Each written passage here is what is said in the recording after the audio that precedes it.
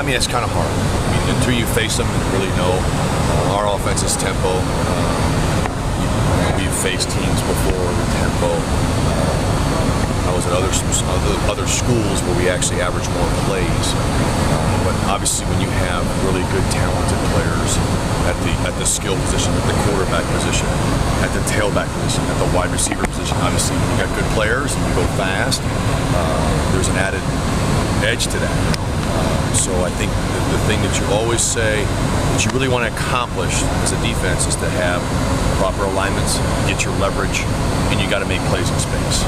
How much of a confidence boost was the performance last week for your defense? I know that you see so many turnovers on the back end, and I know maybe the first one was just a tip ball, but Coleman was there and made the play, and then Sutton, and then the list just went on and on. How much does that do for them?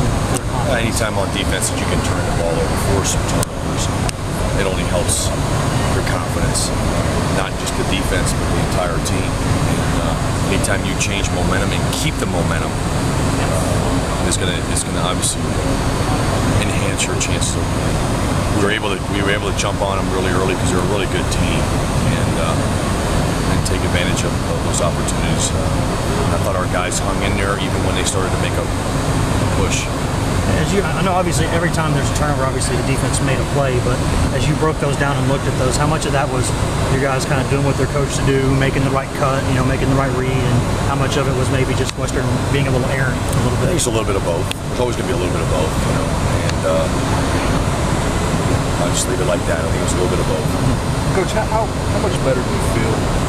How much improvement have you guys made at playing in space, playing leverage, things we were just talking about? How much better do you think? I think we haven't even arrived on that. We still make the same mistakes, and we're making strides. We're improving, but until you get you play a team like Oregon,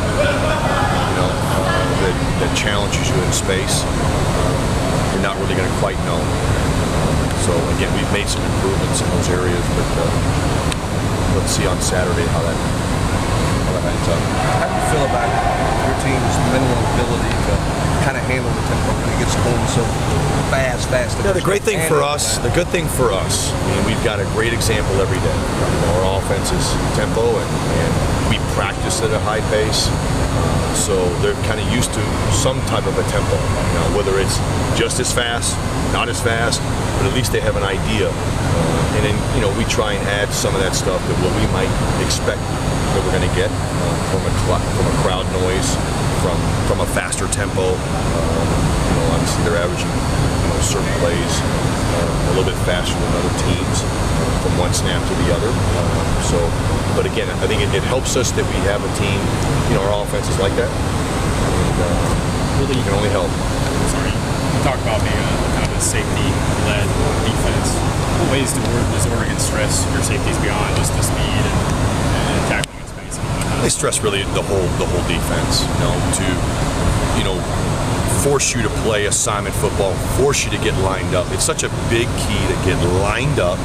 Okay. Now we're not talking about missed assignments. We're talking about if you're a C gap player, then you line up in the C gap and you're ready to go. If you're an alley player, a D gap player, so to speak, you get lined up properly, and it's all about leverage.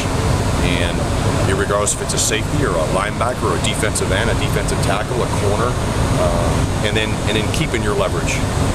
And once you establish it. Really, with a quarterback like this, does that put an extra burden on your defensive backs? And how you got to try to combat You just play discipline. Try and play discipline and execute the defense. And we recognize how talented he is. And anytime you have a talented quarterback, that's where it all starts on offense. And they have, so to speak, the three-headed horse. They've got the quarterback, they've got the tailback, and they've got the wideouts. And so, we just got to execute and like I've been saying, get lined up, play with great leverage, and make plays in space. They do like a lot of bubble screens where they try and find a 2-on-1 kind of matchup. Is that just kind of your safeties being aware of? I think it's everybody. It doesn't matter if it's a safety or a corner or a linebacker. Depending on what the defensive call is going to be, all those guys are going to be involved in trying to defend a play like that. It's not just going to be the safeties. They could be in coverage. Now it's the linebackers and the corners or the nickelback. So our pursuit from our defensive line will be key in running through the football. All the things that we that we pride ourselves on doing, as far as playing fast, playing assignment, execute, and run and play hard every play. Finish plays. That's the key, is to finish the play. Once it's finished, snapping clear, let's get on to the next play. And that's the key, is to just even if you had a really good play or you didn't have a very good play, there's really no time to sit there and think about it. And with this group. They've got 2 Heisman Trophy candidates, but those aren't the only guys. So can you kind of talk, besides the quarterback and Anthony Thomas, can you talk about some of the other guys? Which ones? What do you want to talk about? They're all talented. They're all talented. You don't even need names. Yeah. Very talented at the wide receiver position. We're not even talking about how talented their offensive line is. Right. There's no secret why they've been successful and why they're doing well. How many guys can they go deep where you say that's a very good college football player? They're all good. They're all good. Pretty talented team. It seems like I know you said you didn't want to just talk about their receivers in general, but Huff, number 1, for a smaller receiver, I think he's only about 5'11". He really seems physical in the running game. Is that something that across the board they do? Because usually, even with speed guys, to break those runs, you're going to have receivers blocking. It seems like they do that really well. Do a great job. Really well. Thank you.